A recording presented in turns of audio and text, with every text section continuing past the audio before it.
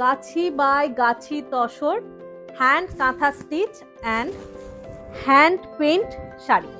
দেখো এইখানটা রয়েছে হ্যান্ড পেইন্ট করা, এইখানটা কিন্তু কাঁথা স্টিচ করা, একদম ইউনিক স্টাইলিশ মডার্ন, যে কোনো এজের মেয়েরা পরতে পারবে।